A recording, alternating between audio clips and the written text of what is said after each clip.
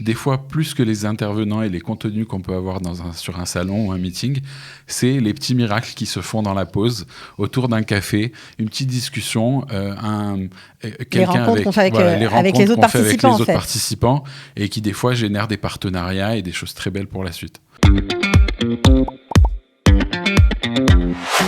Vous le connaissez, il s'appelle Daniel Rotnemer, il est responsable de l'entrepreneuriat au Hub de Jérusalem chez Qualita et il vient pour vous proposer une activité en partenariat avec la mairie, surtout si vous travaillez de chez vous, si vous êtes entrepreneur et que voilà, une petite entreprise, ça risque de vous intéresser. Daniel Rotnemer, bonjour et bienvenue. Bonjour Cathy.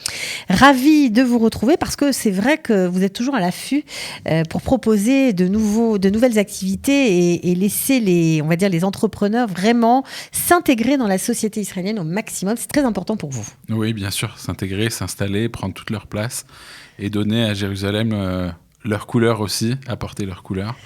Et, c'est de cette richesse qu'on est fait. Alors, le 19 décembre, à l'hôtel Yehuda, j'allais dire Malone Yehuda, mais bon, on a compris, c'est l'hôtel, de 9h à 14h, que va-t-il se passer ? Alors, le 19 décembre, c'est un premier meeting, premier en son genre, d'entrepreneurs qui travaillent de chez eux ou alors qui travaillent d'un espace de coworking.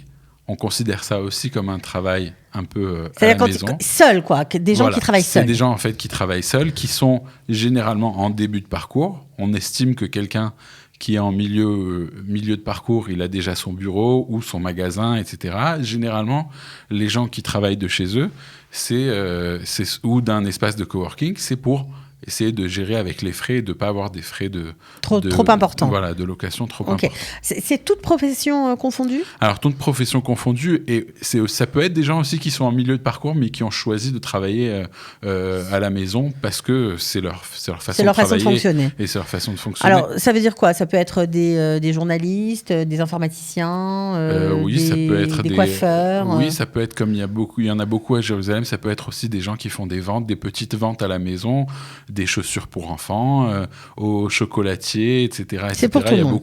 Il y a beaucoup d'entrepreneurs qui travaillent de chez eux. D'accord. Donc, un salon, on peut dire ça comme ça, une journée en tout cas consacrée à ce type d'entrepreneur-là, en présentiel ou en virtuel ? Alors, c'est en présentiel, de 9h à 14h. On va se rencontrer pour de bon, on l'espère. On est toujours, on l'espère. Mais oui, c'est en présentiel. Et le but à atteindre, c'est quoi ? Pourquoi la mairie a organisé quelque chose comme ça ? Alors, la mairie, elle s'est rendue compte qu'il y avait un point commun entre tous ces entrepreneurs. C'est le fait d'abord de ne pas avoir pignon sur rue, donc de ne pas être très visible. Mais il y a beaucoup d'autres points communs aussi qui les relient dans le fait de travailler de chez soi, de ne pas être au contact toujours du grand public, d'être pas toujours très visible.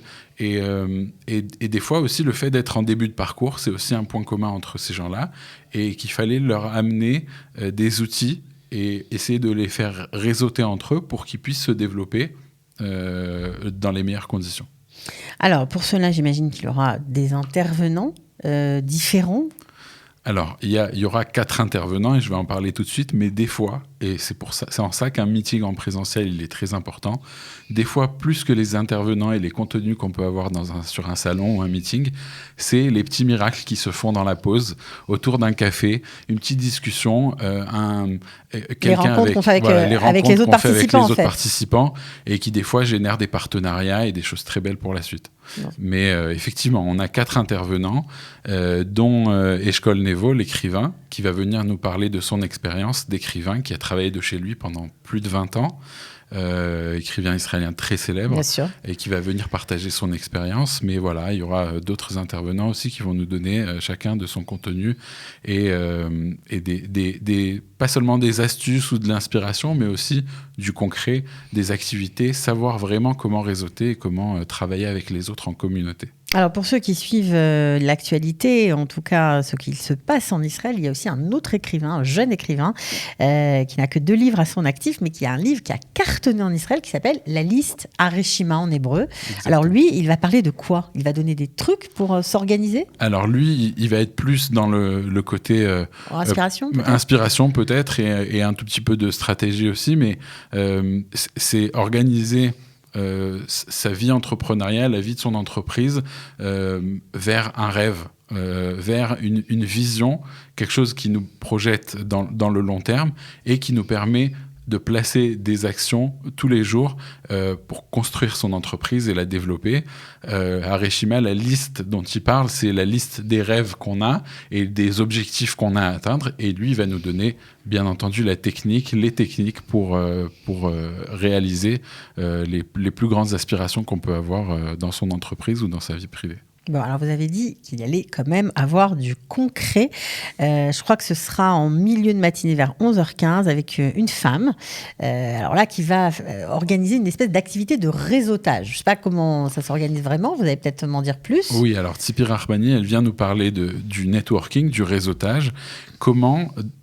au travers d'un meeting comme ça, ou alors d'autres occasions qu'on peut avoir de rencontrer du monde, comment on fait passer une relation d'un simple bonjour et un échange de coordonnées à vraiment quelque chose de beaucoup plus concret qui s'inscrit dans le long terme.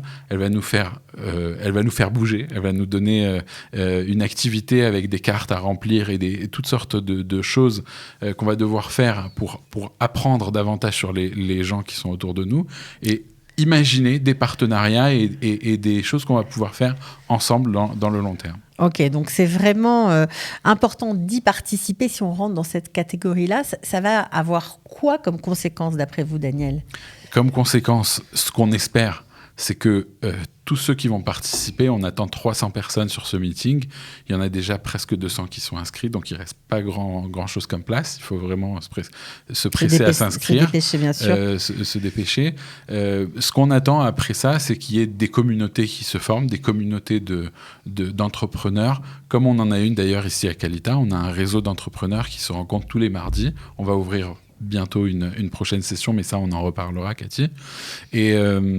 Et par la suite, que ces entrepreneurs se développent et puissent se permettre peut-être un jour d'employer, d'ouvrir leur magasin à leur tour et d'avoir la chance de développer leurs entreprises comme ils le souhaitent. Alors, ce qui est génial dans tout ça, c'est que ce sont non seulement des intervenants de qualité, tant au niveau des participants qu'au niveau de ceux qui vont donner des conférences et qui vont prendre la parole, mais en plus, c'est gratuit. Et ça, c'est rare dans ce genre d'activité. Oui, c'est vrai que généralement, les meetings professionnels, ils sont payants, surtout quand il s'agit de meetings de ce niveau.